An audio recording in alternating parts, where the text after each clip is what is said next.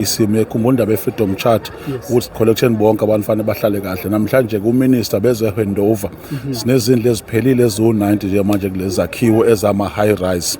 Cishe ubonile sinikeze ugogo ona 92 years wakambuthuma, sanikezwe wakaGumede, sinikezwe wakaMakhoba manje, kodwa yonke le ndawo namhlanje sesiyidikhentile ukuthi bangakwazi bahlale khona abantu.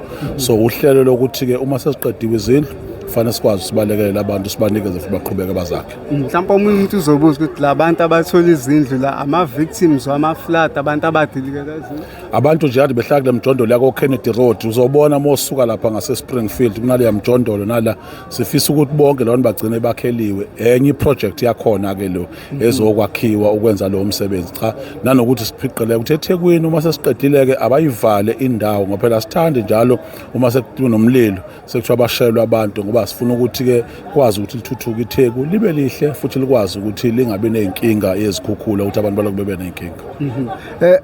MEC kunabantu abaseThekwini abadengwane abakhala ngokuthi ba ama-victims ey'khukhula, so abakatholi ukuthi basizakale. Mhlawumbe MEC ubeselizula udaba njalo? Silizula udaba njalo, kodwa ngicabanga ukuthi sinayo yonke i-list. Wonke nje ama-ward councillor aseThekwini ayazi ukuthi uhlelo ka-human settlement lihamba kanjani.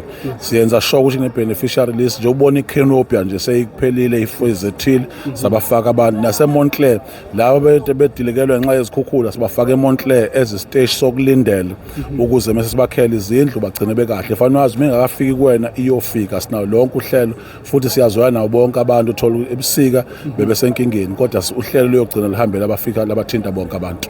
Maningi ama-projects siyabona uyaqhuba lapha emgwaqeni. Siyabonga kakhulu, siyazama nangemva kwesnow sike sasihlasela kodwa baphephile bakwaZulu-Natal bakwazi futhi ukuthi bawuhloniphe umthetho wethu. Kuyasibusisa kakhulu lo ukuthi siyasebenzisana, iKwaZulu-Natal iyaqhubeka iya phambili.